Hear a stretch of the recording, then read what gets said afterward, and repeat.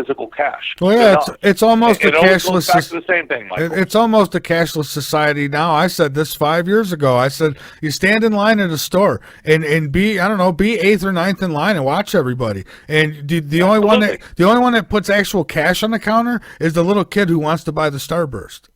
But Michael, I still use cash. I still use cash when I can. And now, so do I would recommend, and something that I've endorsed for a very long time, do you have a few dollars saved up at the end of the week or the end of the month, whatever it is, convert it into silver. If you live in the United States, get yourself an American Silver Eagle minted by the U.S. Treasury Department. You can get them from coin deals, or you can get them directly from the Treasury Department. You're going to pay a premium for them. They're 0.999% pure silver. They look just like a silver dollar, and guess what? They are a silver dollar. And if we go to a cashless society, that is money there. That is real money that you will have. We pretty much have. You bring up suspicion when you go and you start doing things by cash, especially in large amounts. So we have a Michael, I've been questioned on that. Oh, I was too. Deposits. When I had my landscape and construction business, I remember I went in to take. I think it was about $4,000 I was taking out at one shot, and I mean it was like I came in there with a gun. I mean it's like I had to explain to them what I was doing. I said, it's none of your damn business what I'm doing. Sign that form, sign this other form. Yeah. And, dotted here. And we'll see if we can approve it. I'm like, you want to see me come in here with a gun? Tell me I can't have my money. Michael, Peter, when I was in Texas buying equipment, when I had my restaurant equipment company, okay, and I was banking with Chase at that time, the biggest criminal organization on the planet, by the way, run by Jamie Dimon. When I went to Chase, it was a smaller banking institution, but it's still a Chase bank. And I said, I need $10,000 in cash because I'm going to be purchasing some equipment. They looked at me like I had a third eye in my head because they didn't have the cash on hand. I had to wait 2 days for them to get physical cash in their bank. Oh, I believe I could actually purchase. I absolutely believe it. I was given a check many years ago. And I went to the bank that check was drawn on, and I said, give me my money. And they said, we don't have it. You'll have to come back. And right, we'll give you a check. You can use it on your credit card, Peter, but to have the physical cash, that's a no-no. Remember the video that went viral of the guy who tried to pay his mortgage at B of A in cash? And they treated him like a criminal. You guys all remember that video that went viral? I remember hearing about it. I don't remember watching it or anything, but yeah, I know what you're talking about.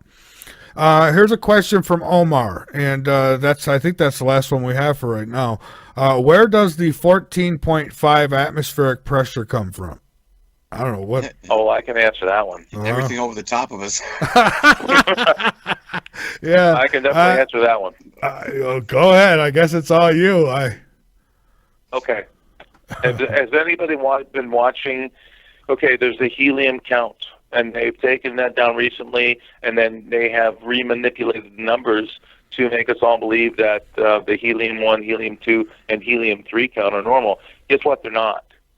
That is all coming from the extrasolar body that is in our system that is pushing the helium-3 exponentially towards our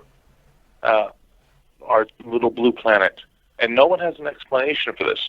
When you have extrasolar particles which are being projected towards our planet, what you have is an exponential inflammation of all the active particles that exist around our planet. Well, we have helium, we have hydrogen, we have oxygen, and then get into the very small atoms, the neutrons, the electrons, and the atoms, which are punching through Earth's atmosphere. Has anybody noticed how in the wintertime now, and I noticed it the other day, actually, I was out playing a round of golf with a friend of mine, and I actually get to do that once in a while because I can't afford it, but he pays for it. It's the middle of winter, but yet I feel the scorching sun on my arms and my face, and I'm actually having to put on, a sunblock so I'm not getting burned. And this is what's happening. This is what's happening. I felt that in January. I was standing out. We had a warm day in January, and I thought, my, the sun is awful strong for this time of year. Exactly, Peter. Yeah, and This is what's happening. folks, we're missing some questions. So if your question didn't get answered, it's because we got a whole bunch of other junk that came in with them, and so I had to just get rid of it all because it was just too much to go weed through. So if I missed your question, you could resend it, and that's the best we could do because people don't follow Michael, rules. Michael, the one thing I wanted to ask Dr. Rand last time we had a conversation, and it was so interesting to me, and I know it's a little bit off subject, but it is interdimensional, kind of what we've been talking about. Dr. Rand, we were talking about the little people, and I found it so interesting that you had this encounter with these, tiny little people, and you were saying they're interdimensional. Did they ever give you... You're talking about my experience at Giant Rock. Absolutely, I'm talking about that. At Landers, yes. What is your question? My question is this. Did they ever give you an indication that we were going to be facing this situation that we're looking at right now, physically on the planet, interdimensionally, I guess? No. What they were communicating to me was the history of Giant Rock and the essence of the little baby hill mountain range that was located directly behind Giant Rock itself. Apparently, that was the site. Okay, let me go back. Over thousands of years, the rock itself would draw people from all over the West Coast. These were some of them go back to even primitive people. More recently, from the 15th to, let's say, the 18th century, it was attracting various Indian tribes. That site itself is where two major ley lines crisscross, and it is at the center of that. Just imagine two huge lines that overlap each other. Yeah, they're ley lines. These are major ley lines that occur in that particular area of California. And the Integratron itself is built directly over the intersection of these two major ley lines, which is what gives it its perpetual power. And the people that are controlling it now have no idea that the real mechanism was installed underneath the concrete floor, and it's perpetual, and it's still ongoing. It produces a beacon-like laser-type generated signal that goes straight up into the heavens. And this is how UFOs and ships like that navigate in our atmosphere. Now, I digressed from the little people. What they were telling me was, because this is what I asked them. I asked them, could you give me the history of Giant Rock and why and where this rock came from? And they said that they don't even know how it got there. Keep in mind, this boulder weighs 1,000 tons. It's huge. That's extraordinary. It's several stories high. It's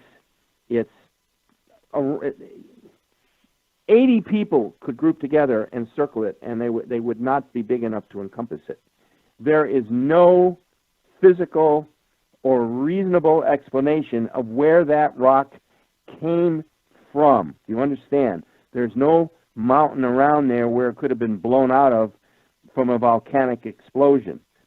When I asked them specifically, they said that it was placed there to balance off the electromagnetic energies in the area because what the rock contained was certain minerals and elements that were needed to balance the electromagnetic ley lines that ran through that area. And that's what was attracting people all through the ages to come there, mostly drawn to pray and to meditate. And of course, the last 300-400 years, the American Indian cultures of that area, and I understand there were at least 4 major Indian cultures that would come there. They would not fight. They would come there for 10 days of communication, relaxation, spiritual redemption, and that the little baby mountain behind it, which is now barren, was like an oasis.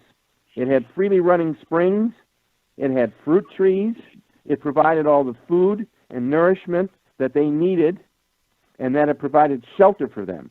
There were small caves that apparently even back then, the more important people, could stay in the caves at night, while the rest of them, were out in their teepees or whatever form of shelter that they brought with them. And that also explains why George Van Tassel was able to produce these incredible UFO conventions. He did this for about 9 years running. And he even plowed out a runway that could take small planes in up to twin engine, big King Airs and Piper Twins, and that even back then in the 50s into the 60s, there was still water available up in that area, and he had rigged some kind of a cistern system that he would collect the water and send it down. I remember when I first got there, the water tank was still there. After he died, the government came in, and they cleared off all the buildings, they cleared off the water tower, and they filled in under the rock.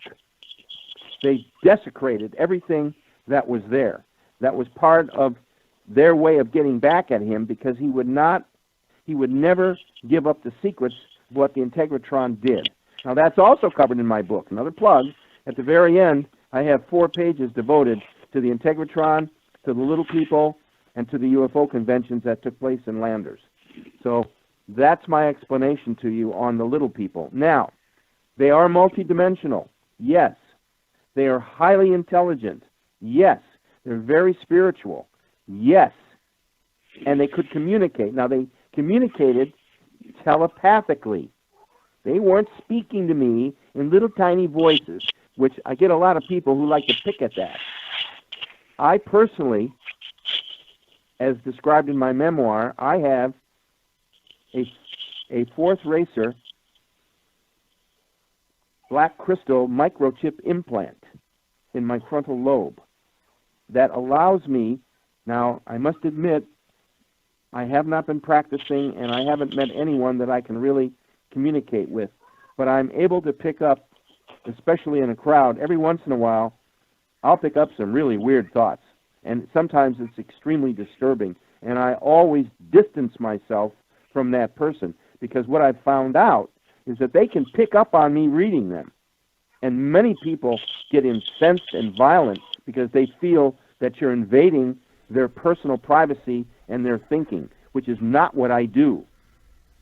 If they give off a signal and I pick it up, it all has to do with the conversion of electromagnetic frequencies, which is what our thoughts are composed of. That's another whole show, Michael and guys. That's another whole show. Okay, and we got about another, 15 minutes, not even, here to go. So any last impressions about Planet X and all that is? And I think we've got a couple more questions here. Someone says, I heard CERN is messing with our magnetic shield. Could this be the reason more UV rays are getting through? Guest thought. Peter, step up. I don't think that, well, yeah, when they turn it on, it's definitely going to affect it, because it's a huge magnet. So it's going to affect the magnetic field, kind of like, putting the shields up, so to speak. But it's not something that they can sustain. And I don't think, I think once they shut it back off, you're going to turn around and the magnetic field would try to readjust itself. But what we are actually seeing is a collapse of the magnetic field in where it normally is, and reemergences in other places. At least that's the latest data that I've seen. Well, it's already a couple of months old, but the magnetic field around Earth is changing. Exactly what's causing it? Peter, I don't think it has anything to do with CERN. No, it's got to be bigger than CERN. Much, much bigger. You're talking about a very small blip on our a planet that has, they are giving it a whole bunch of electrical power in order to make that thing run. My personal opinion is that they are trying to open up. Take it with a grain of salt, folks, because I don't know if I really believe this either. They're trying to open up some sort of portal, I guess. And I've heard the different stories, I'm sure, as you all have, on many different websites. But I just don't know. I think they're trying to explore, the deep inner space. Of course, they're trying to penetrate the atom. And maybe they discovered, an interdimensional hole, which possibly has opened the eyes of the so-called, white scientists instead of dark scientists who already have all this technology. I'm not real sure about that, but my personal opinion is no. No, they haven't been able to do much of anything with that except cause people a whole bunch of problems and energy depletion. I would agree with you on that. A little bit more on what I think that they're trying to do, and here again, based on biblical prophecy. All the prophecies in Revelation chapter 8 are complete. And now we go into Revelation chapter 9, which is essentially a continuation. And this is where the fallen star is given the key to the pit of the abyss. And when you research what the pit is, it's pretty much the same thing as what Peter and Jude talked about, and also talked about in the Book of Enoch, as Tartarus, which would seem to be an interdimensional or another dimension into which the most corrupt of interdimensional life forms have been sentenced to, basically an interdimensional prison. And what I believe they are trying to do with CERN is to open up a gateway between what is known as Tartarus, or the pit, and here planet Earth. I try to ignore the connection between CERN and Revelation chapter 9. When I say ignore it, look for other explanations. But when you read the events of Revelation 9 and you look at what they might be trying to do with CERN, it's like, uh-oh. Well, that doesn't sound like a very good idea. Well, and I agree. I agree, but one quick point. I mean, if you have this whole pedogate that's really been blown wide open, when you're looking at a photograph of the pedo podesta holding up the fish sign, the 14 in the, I believe, in the right hand, the fish, and the 14 in the right hand, trying to basically tell the rest of his pedo buddies, hey, you know what? We're Satanists. We perform certain acts, and we are demonists. It would tell me this, Peter, and this is just the flip side of this, is that they are practicing and participating in satanic ritualistic scenarios where and we're talking about top governmental officials, which can be as high as it can possibly get without being, figureheads, because they've always put themselves in the background, but yet now they've all been exposed at this point, that they maybe are trying to, extend their lives, be rulers of the planet, which, kind of falls in line of the whole New World Order thing. But I'm not sure how succinctly that all falls in line. It's all connected, trust me. Got a question. I was going to say there's a question here about the overflow of the Oroville Dam as well. People asking for comments on that. I don't know. You think it's going to get worse or better? I don't know. California didn't like Trump, and now they're being punished. See? Michael, don't go against God. I mean, come on, guys. All you got to do is follow what's going on. I mean, there's another big, heavy rainfall coming in. I'm in Arizona. I'm the direct descendant of what's happening there right now. We're talking another heavy downpour that's happening right now. And by the way, it's not just the Oroville Dam. Almost all the dams in California at capacity. That's not the only thing they're dealing with. It's just that overspill has been breached and severely breached with the damaging of the emergency overspill that's in major danger. But now that the other water is coming down, God forbid, I hope that doesn't happen. You're talking about 200,000 people losing everything they have in an instant. I hope that doesn't happen. But I'm just laying it out for you as it is right now. You've got Robert. It's a matter of the chickens coming home to roost. They I had agree. the opportunity. Jason, I agree with you. 7 years ago, they were told, they were warned by the Corps of Engineers and a number of other credible environmental agencies that they had to reinforce both. There's two spillways, one on either side. Both of those were severely damaged in previous breaches 20 years ago. And You're absolutely right. The Democrats, who've been running California for like the last, 50, 60 years, they said, let's not worry about it. And so they poured all that money into other wasteful projects when they should have been dealing with it. And the people allowed it. The people there sat back and didn't do anything about it. You want to go protest and break windows and all that when a conservative wants to speak. You should have been standing up when you seen that there was a problem with these levees and these dams. So they better get busy. It's time to speak up. Might be too late. Hey, Michael, you know what I think, Michael? I think they're going to take Mike Brown and bring him over to the dam and make him physically try and plug up that dam. I'd plug it with him. Do something for the first time in his life. Actually do something for the first time in his life. You're talking about Jerry Brown, excuse me, not Michael. Jerry Brown, thank you. Make him actually physically do something for the first time in his life. Well, plug the hole with him. There's one other situation that's going on here. Maybe he could Twitter around with Linda Ronstadt and maybe have her conjure up some black magic and fix the hole. Hey, Ira's here with us too. There, he just tuned. Sorry, Ira, I had to bring you in. Skype's being a little, you know what? No problem. I know how it is. Oh, is that our hero? Hey guys, I just had to call in real quick. Ira? I'm doing. It's an interesting night. Let's just put it to you that way. But I had to throw in here real quick. You guys were mentioning that storm over there on the West Coast. Do you guys know what they named that storm? Did you guys catch the name of it? No. Lucifer. Lucifer. Get the hell out of here! Are you serious? I'm serious. Oh, Jesus! Now, there's one other thing that's going on here, which nobody is taking into consideration. Yeah, the dams are all filled, but with this storm, which is supposed to drop somewhere between 2 and 12 inches, let's just take a medium of 6. That's Peter, approximately Peter, 30. that 2 and 12 inches is a lie. That's another lie. What's not 2 and 12 down? inches. It's supposed to be 2 to 3 feet.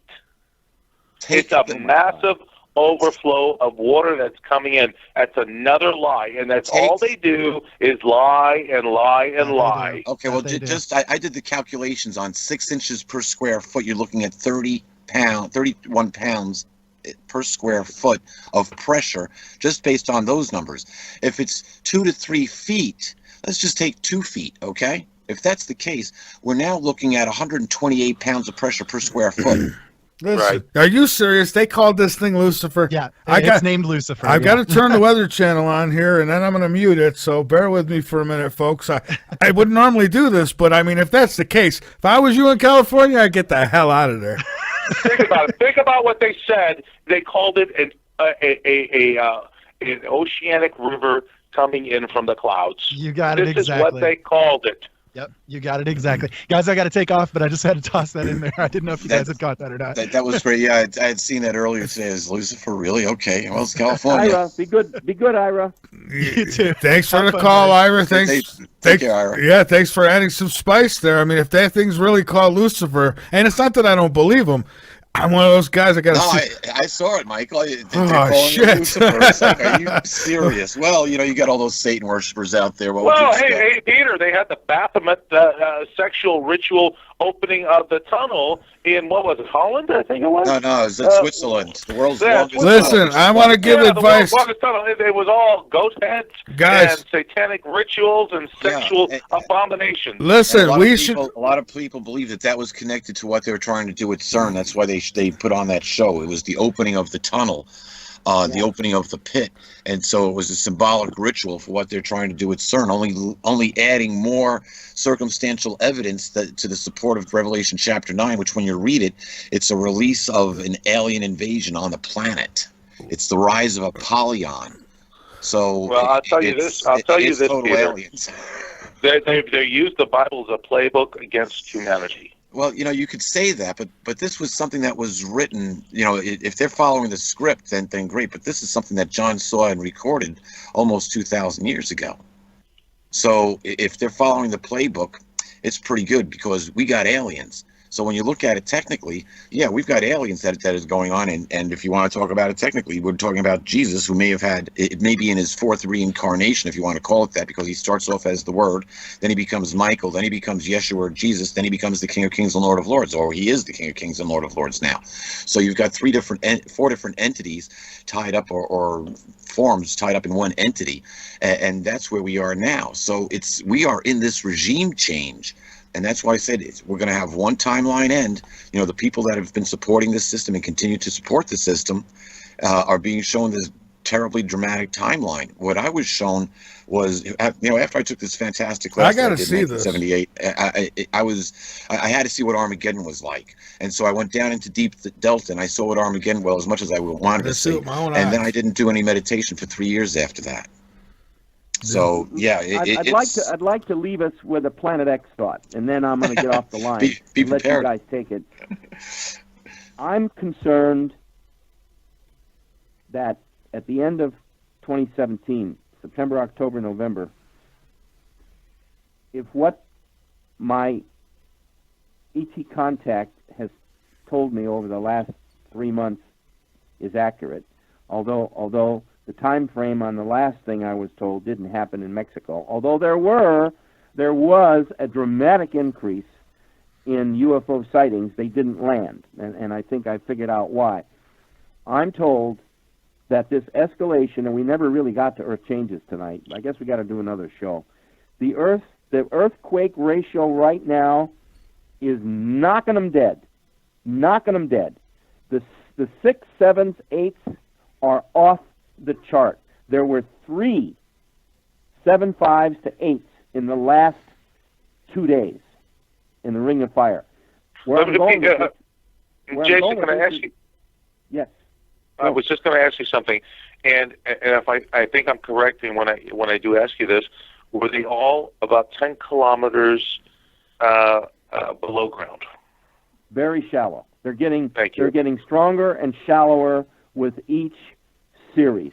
Now, if I'm correct, and I don't want to be correct, if I'm correct, but you're going to be, this next spate coming into the end of the summer could trigger a series of major global earthquakes, not just the Ring of Fire.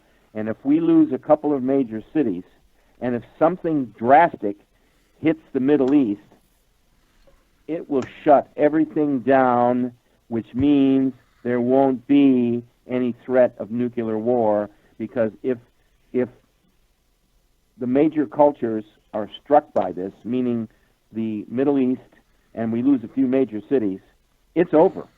It's over. I went through the earthquake in '94 in Los Angeles. I lived through it. There was nothing where I lived, working for 3 weeks. That was the Paloma earthquake, wasn't it, Jason? Paloma? That was the Northridge. That was Northridge? Okay.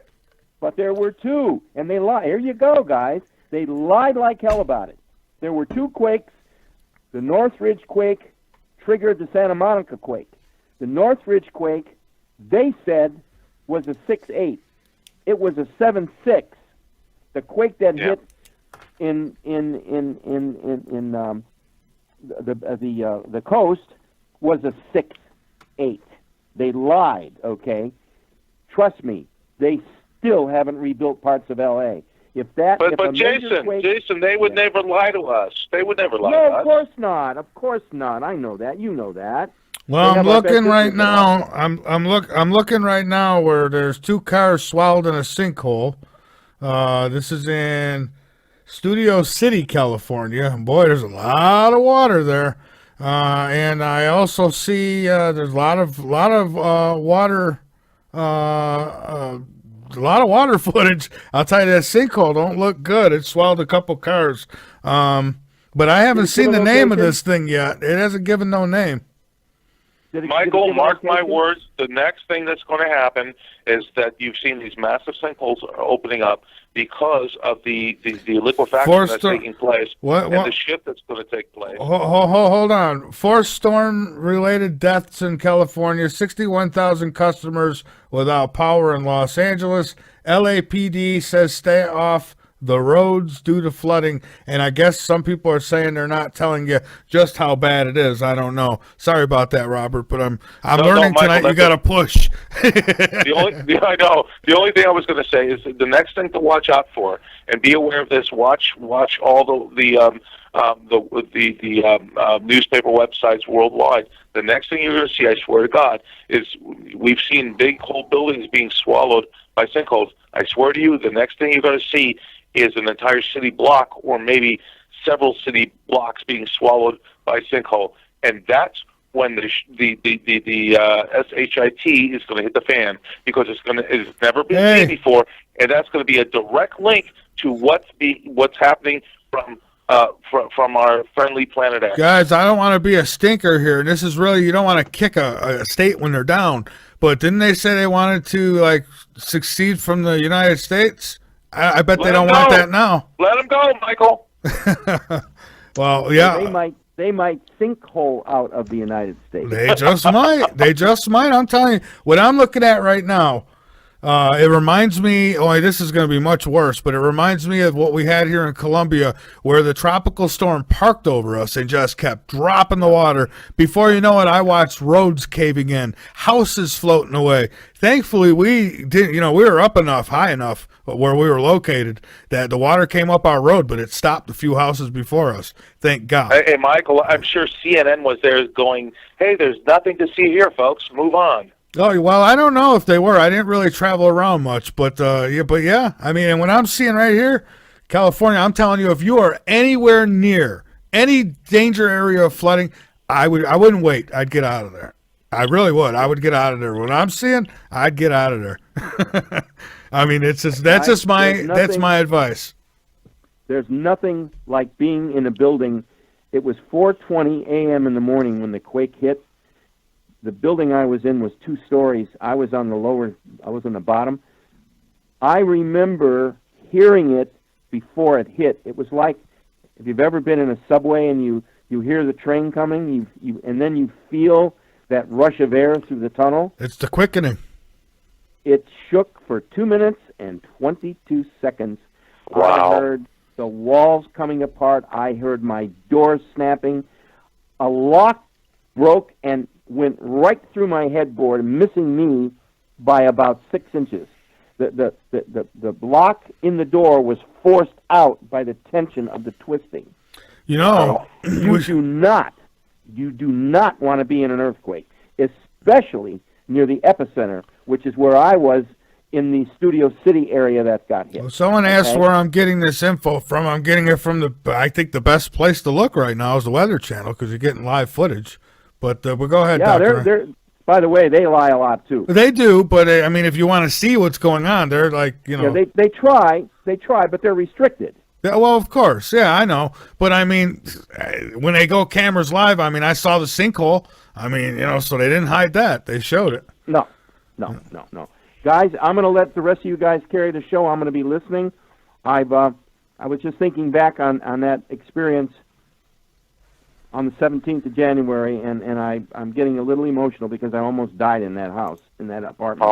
I'm sorry about that, but you're alive. Guys, thanks for being a part of the show. It was great. Michael, thank you for the opportunity. Absolutely, Dr. Rand. Thank you for joining us, my friend, and stay safe, and we'll talk again soon. Jason, the best. Another show, guys.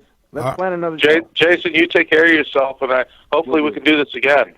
All right, Robert. Peter, you behave yourself now.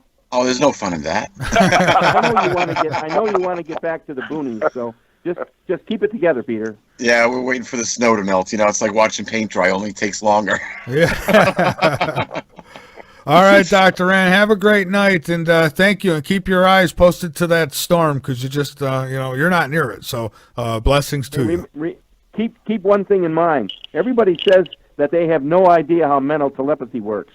What in the hell do you think prayer is? Just think about that tonight. Doctor, what do you think prayer is? That was something that I pondered years ago. It was after I had my first vision of the future and then living through it. It was like, okay, well, if I could pray to God and you could pray to God, how come we can't communicate to each other?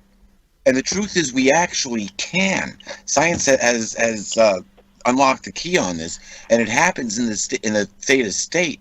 And I did an experiment on this, and it was like surprising how well it does work. So I know exactly what they found because I conducted my own experiments before the scientific. I found out about the scientific ones. But when we get down to 7 hertz, the right hemisphere of the brain engages, and every human can have the knowledge of every other human on the planet, as long as that other person is also in sync with the same, with the same basic vibrations per second. So all brains that are at 7 hertz or below can communicate and do communicate, and we can know each other's knowledge. That's an interesting thing. If we ever started putting our mental capabilities together, we could certainly do whatever we wanted to do. Well, Peter, how about this? That psychic communication happens with every human being on the planet. Hence, and I'm sure both of you are aware of the WebBot with Cliff High's work, where he Absolutely. captures the psychic consciousness of human beings and therefore is able to put out his report and has been accurate up to about 60%. But here's the even greater thought on that. I mean, the psychic connection, psychic communication I have with my mother. I'll have a thought, and she'll say exactly what I was thinking a few seconds after that. And I'm sure everybody has encountered that. And, sure. and that is psychic communication. That is the higher thought consciousness process that we are that we all have. Every single one of us. We are just so dumbed down with the so-called schooling of social skills, socialization, the utter nonsense of psychology that that has no place in our social society. But the reality is that everything they've taught us is all a bunch of nonsense, and what we actually understand, that we are capable of understanding consciously and higher consciously, is the truth. But we are just inundated with stupidity on a constant basis. Well, here's a question. Let's, guys. Okay, go ahead. But I'm going to give you the floor, and Robert, I want to give you the floor, and we've got to end this thing here in a couple minutes. Yeah, we're like going into an hour overtime. Yeah. Here's a real good question. One I've asked many times. How many times have you said to yourself, "I knew that was going to happen"? Hundreds. Yeah, so if you knew it was going to happen, why didn't you change what was going to happen so it didn't happen? See, because I was too stupid to actually follow my higher conscious thought. Yeah, now I'll give you a quick example of this, and then you have the floor. I was going to a going away party for someone, and we're notorious for black ice around here. And so I usually would take a shortcut, but I figured, I'm going to stay on the road more traveled.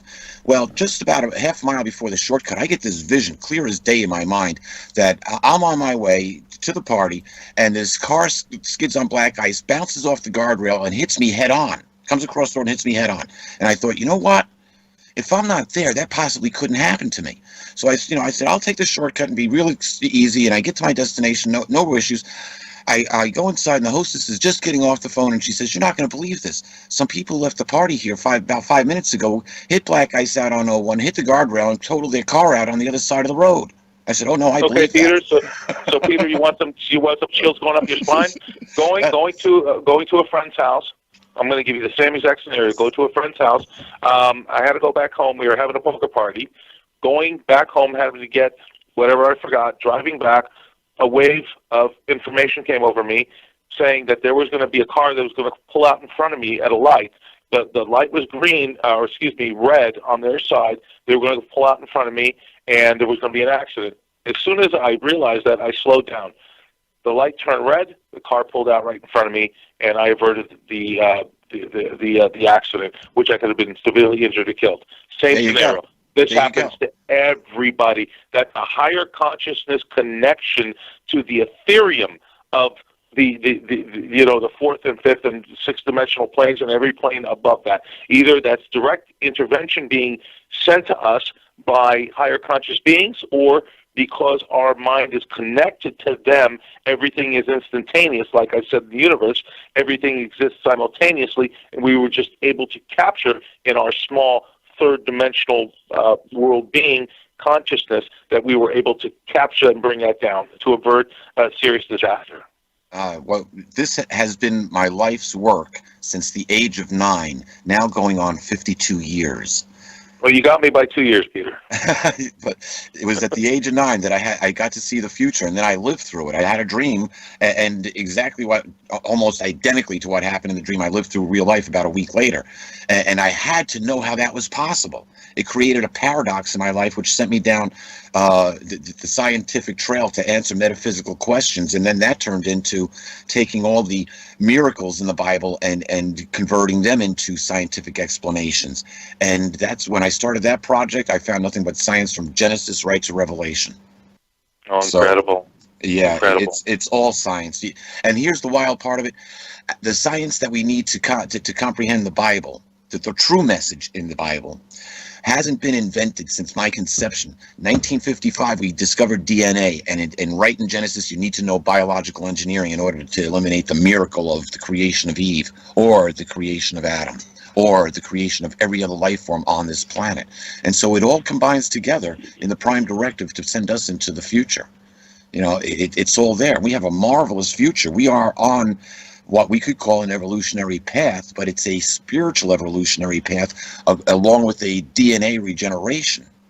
And so well, the cleansing, exactly. You have to cleanse in order to move forward. Michael, I know this is going to be short, so I'm going to say I want to thank you very much for having me as a guest on your show tonight. I love calling into your show. I love talking to your guests. I hope we can do this again. Please continue your network. You're one of the few that perpetuates the idea of open talk, real open talk without any nonsense. You allow everybody the floor and give everybody their due diligence in expressing themselves. I just want to thank you again. I've really enjoyed this, and I hope we can do it again, Michael. All right, thank you. And Peter, thank you as well. Anything else, guys, before we're done? Robert, it's been a pleasure talking with you this evening. And Michael, thank you for having us on the show. Folks, if you haven't read it yet, Letters to Earth, The Future is Yours. You can get it at Barnes & Noble, Amazon.com, or you can go to my website, www.peterkling.com, and if you make a donation, I'll send you a PDF copy of it. So with that, I'm going to say love and blessings to all. Gentlemen, it's been an absolute pleasure. Michael, thank you for the format. Robert, it's been a pleasure talking to you, as I said. Love and blessings to all. Same here, Peter. Thank you. All right, good night, Peter. And Robert, thank you so much, my friend, and good night to you as well. Thank you, Michael. All good right. night. Good night. Have a good one. All right, You folks. too. So there they go. Interesting. I mean, it wasn't all Planet X, but then it never is. I mean, when you got as much time as we've had tonight, you're going to move along to other things. I've been watching this, and I don't know who got the Lucifer name, but I yet to see anything come up and call this storm Lucifer. Not saying that it's not so. If it is, they might have changed their mind on that because I'm not seeing it. But if it really is named Lucifer, I would get the hell out of Dodge if it was me. But that's just if it was me. All right, so coming up next is Duct Tape Nation, recorded show. That's why we've gone over tonight.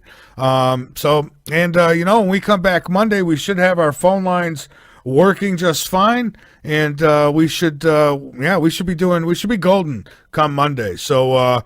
Folks, with that, let's see. Wait a minute before I go. Let's see what Ira just sent me here. He's going to prove it to me that it's called Lucifer. That's what I love about our people here. They're going to make sure they're not going to make me wait for the fake weather news. He's going to give it to me right here. Let's see. California weather and storm. Lucifer. 5 fast facts you need to know.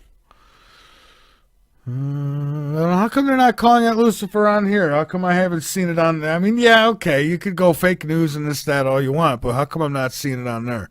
I mean, this site is heavy, okay, but I believe them.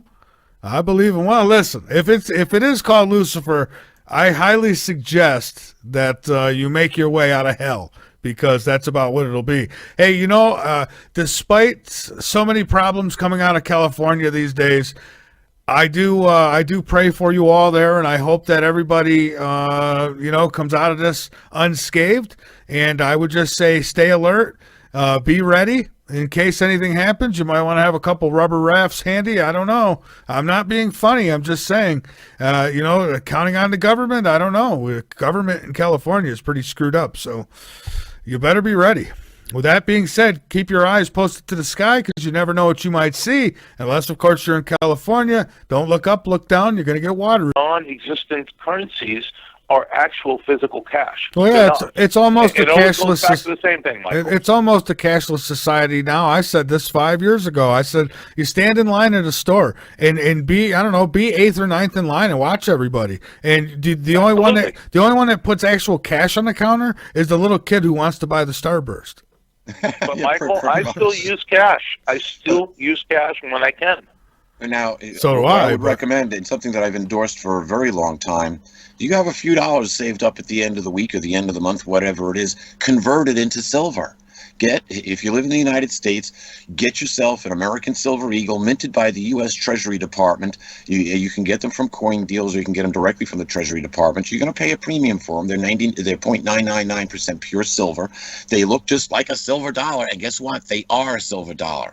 And if we go to a cashless society, that is money there. That is real money that you will have. We pretty much have. You bring up suspicion when you go and you start doing things by cash, especially in large amounts. So we have a Michael, I've been questioned on that. Oh, I was too. Deposits. When I had my landscape and construction business, I remember I went in to take. I think it was about $4,000 I was taking out at one shot, and I mean it was like I came in there with a gun. I mean it's like I had to explain to them what I was doing. It's not your damn business what I'm doing. Sign that form, sign this other form. Yeah. And, dotted here. And we'll see if we can approve it. I'm like, you want to see me come in here with a gun? Tell me I can't have my money. Michael, Peter, when I was in Texas buying equipment, when I had my restaurant equipment company, okay, and I was banking with Chase at that time, the biggest criminal organization on the planet, by the way, run by Jamie Dimon. When I went to Chase, it was a smaller banking institution, but it's still a Chase bank. And I said, I need $10,000 in cash because I'm going to be purchasing some equipment. They looked at me like I had a third eye in my head because they didn't have the cash on hand. I had to wait 2 days for them to get physical cash in their bank. I believe I could actually purchase mine. I absolutely believe it. I was given a check many years ago. And I went to the bank that check was drawn on, and I said, give me my money. And they said, we don't have it. You'll have to come back. And right, we'll give you a check. You can use it on your credit card, Peter, but to have the physical cash, that's a no-no. Remember the video that went viral of the guy who tried to pay his mortgage at B of A in cash? And they treated him like a criminal. You guys all remember that video that went viral? I remember hearing about it. I don't remember watching it or anything. But, yeah, I know what you're talking about. Here's a question from Omar, and I think that's the last one we have for right now. Where does the 14.5 atmospheric pressure come from? I don't know what. Oh, I can answer that one. Everything over the top of us. Yeah, I can definitely answer that one. Go ahead. I guess it's all you. Okay. Has anybody been watching? Okay, there's the helium count, and they've taken that down recently, and then they have remanipulated the numbers to make us all believe that the helium-1, helium-2, and helium-3 count are normal. Guess what? They're not. That is all coming from the extrasolar body that is in our system that is pushing the helium-3 exponentially towards our little blue planet. And no one has an explanation for this. When you have extrasolar particles which are being projected towards our planet, what you have is an exponential inflammation of all the active particles that exist around our planet. Well, we have helium, we have hydrogen, we have oxygen, and then get into the very small atoms, the neutrons, the electrons, and the atoms which are punching through Earth's atmosphere. Has anybody noticed how in the wintertime now, and I noticed it the other day actually, I was out playing a round of golf with a friend of mine, and I actually get to do that once in a while because I can't afford it, but he pays for it. It's the middle of winter, but yet I feel the scorching sun on my arms and my face, and I'm actually having to put on, a sunblock so I'm not getting burned. And this is what's happening. This is what's happening. I felt that in January. I was standing out. We had a warm day in January, and I thought, "My, the sun is awful strong for this time." Exactly, Peter. Yeah, and This is what's happening. Folks, we're missing some questions. So if your question didn't get answered, it's because we got a whole bunch of other junk that came in with them, and so I had to just get rid of it all because it was just too much to go weed through. So if I missed your question, you could resend it, and that's the best we could do because people don't follow rules. Michael, the one thing I wanted to ask Dr. Rand last time we had a conversation, and it was so interesting to me, and I know it's a little bit off subject, but it is interdimensional, kind of what we've been talking about. Dr. Rand, we were talking about the little people, and I found it so interesting that you had this encounter with these, tiny little people, and you were saying they're interdimensional. Did they ever give you... You're talking about my experience at Giant Rock. Absolutely, I'm talking about that. At Landers, yes. What is your question? My question is this. Did they ever give you an indication that we were going to be facing this situation that we're looking at right now, physically on the planet, interdimensionally, I guess? No. What they were communicating to me was the history of Giant Rock and the essence of the little baby hill mountain range that was located directly behind Giant Rock itself. Apparently, that was the site. Okay, let me go back.